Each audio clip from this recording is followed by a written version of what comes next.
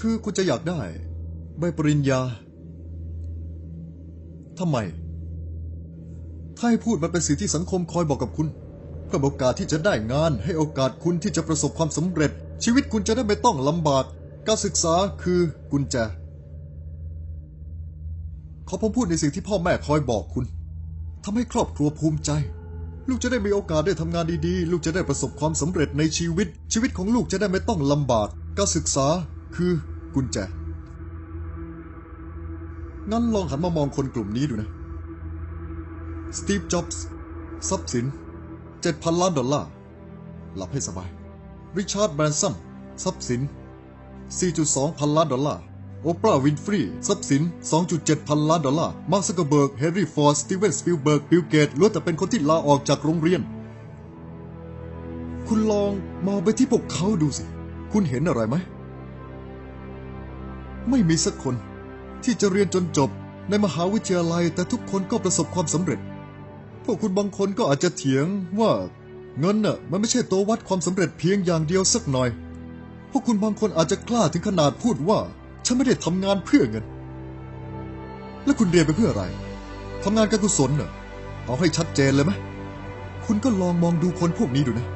พระเยซูนบีมูฮัมหมัดโซเครติสมัลคอม เอ็กซ์ แม่ชีเทเรซาสปิลเบิร์ก เชคสเปียร์ บีโธเฟน เจสซี่ โอเวนมูฮัมหมัด อาลี ชอน คาร์เตอร์ ไมเคิล เจฟฟรีย์ จอร์แดน ไมเคิล โจเซฟ แจ็กสันมีใครคนไหนบ้างที่ไม่ประสบความสำเร็จบ้างไหมหรือไม่มีการศึกษาหรือเปล่าสิ่งที่ผมอยากจะพูดก็คือถ้าสมมติความสำเร็จมีญาติงานหนักกับการศึกษาคงจะเป็นญาติสนิทกันแต่โรงเรียนคงเป็นแค่ลูกพี่ลูกน้องไกลๆถ้าการศึกษาคือกุญแจโรงเรียนมันก็คือล็อกเพราะมันพัฒนาสมองคุณได้จนถึงแค่ตอนที่คุณแยกสีเขียวออกจากสีแดงได้แม้สมองคุณจะอยากไปต่อแต่คนอื่นก็จะสั่งให้คุณหยุดเพราะว่าถ้าคุณทำตามกฎคุณสอบผ่านแค่นั้นก็ได้อยู่แต่เคยสังเกตไหมอาจารย์มีกรอบสำหรับเฉลยเมื่อไหร่ที่คุณตอบนอกเหนือไปจากกรอบที่เขาวางไว้คำตอบของคุณก็จะผิดทันทีแต่พวกเขากลับบอกว่าโรงเรียนจะช่วยเปิดมุมมองของคุณให้กว้างขึ้นไปลองพูดแบบนั้นกับ มัลคอม เอ็กซ์ ดูเขาลาออกจากโรงเรียนแต่ทุกคนทั่วโลกรู้ว่าเขาเรียนรู้อยู่ในคุกสุภาษิตบทที่ 17 วรรคที่ 16ไม่มีประโยชน์ที่จะจ่ายเงินเพื่อการศึกษาเพื่อคนบ้าทำไมเพราะว่าเขาไม่มีสามัญสำนึกไง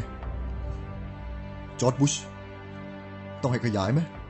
การศึกษามันคือการจุดประกายความคิดไม่ใช่แค่ยัดเยียดอะไรลงไปในสมองคุณเชื่อผมได้เลยเพราะตัวผมได้ศึกษามันมาแล้วผู้ที่ซึ่งรู้สึกตัวหลังจากที่ผ่านค่ำคืนอันนับไม่ถ้วนในห้องสมุดกินกระทิงแดงทางตาเอาไว้ไม่ให้หลับกระป๋องแล้วกระป๋องเล่าจนถึงเช้าสุดท้ายก็สลบลงในกองหนังสือที่ราคาแพงระยับที่น่าจะเท่ากับค่าเช่าหอพักของผมต้องนั่งท่องสูตรข้อมูลวันที่และจดครึ่งหนึ่งผมไม่เคยจำมันได้และอีกครึ่งหนึ่งผมก็ลืมทันทีหลังจากที่ผมออกจากห้องสอบและก่อนที่ผมจะเปิดเทอมใหม่ผมก็เข้าไปถามคนอื่นว่ามีเลคเชอร์ของเทอมที่แล้วไหมผมเข้าไปในห้องเรียนเร็วกว่าใครอยู่เสมอเพื่อที่ผมจะหามุมสักมุมในห้องที่ผมจะไปแอบหลับแล้วก็ไม่ถูกใครจับได้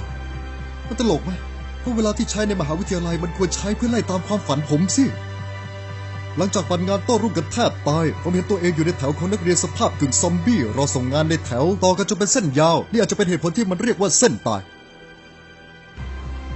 หลังจาก3 ปีแห่งความกดดันที่แสนจะสับสนแม่ที่แสนภูมิใจไม่ได้มางานจบของผมด้วยซ้ำแต่ผมไม่ได้หมายความว่าโรงเรียนมันชั่วร้ายหรือไม่มีอะไรให้คุณที่ผมอยากบอกคือให้คุณรู้ในสิ่งที่คุณต้องการและกำหนดเป้าหมายสมัยเพราะถ้าคุณอยากจะทำงานให้คนอื่นคุณอยากทำก็เชิญแต่มันจะทำให้คุณพลาดโอกาสที่จะทำอะไรให้ตัวคุณเองเพราะคุณจะได้แต่ทำงานให้คนอื่นเหมือนคำกล่าวที่ว่าถ้าคุณไม่สร้างฝันของตัวเองคนอื่นจะจ้างคุณเพื่อไปสร้างฝันของพวกเขาแทนกำหนดนิยามที่คุณมองการศึกษาสมัยเข้าใจความหมายที่แท้จริงการศึกษาไม่ใช่แค่ท่องจำข้อมูลในตำราหรือว่าทำตามคนอื่นเพื่อที่จะสอบผ่านไปให้พ้นลองคิดดูปิกัสโซมีการศึกษาในด้านศิลปะเชคสเปียร์มีการศึกษาในด้านการเขียนบทกวีผู้พันฮาร์แลนด์ แซนเดอร์ก็มีการศึกษาในด้านการทอดไก่เคนตักกี้ที่เขาถนัดผมเคยเห็นเดวิด แบ็คแฮมยิงลูกฟรีคิกผมได้เห็นค่ารองเท้าอาดิดาสของเขากระทบกับลูกบอลในมุมที่ทำให้มันบินสูงขึ้นไปพุ่งขึ้นไปราวกับเป้าหมายของมันคือสวรรค์ข้างบนนั่น แต่เมื่อมันลอยอยู่ที่จุดสูงสุดมันก็หมุนเปลี่ยนทิศทางอย่างที่ใจของเขานึกเอาไว้ ผมเห็นผู้รักษาประตูได้แต่ยืนนิ่งตรีตรองในหัวของเขาก่อนที่เขาจะขยับตัวเขาได้แต่นึกในสมองตอนที่ดวงตาของเขามองเห็นลูกบอลโค้งลงมาอย่างสวยงามและลอยเข้าไปสู่ประตูแล้วถึงพุ่งไปปัดแต่ก็แค่เศษเสี้ยววินาทีที่มันช้าเกินไปในช่วงที่ลูกบอลจากรองเท้าอาดิดาสพุ่งเข้าสู่ตะข่ายอย่างกับเด็กๆที่ได้กลับสู่บ้าน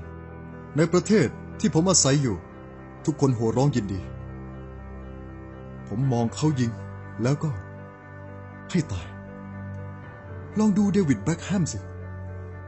มันมีมากกว่าหนึ่งทางในโลกนี้ที่จะเป็นคนมีการศึกษามากกว่านั้นเยอะ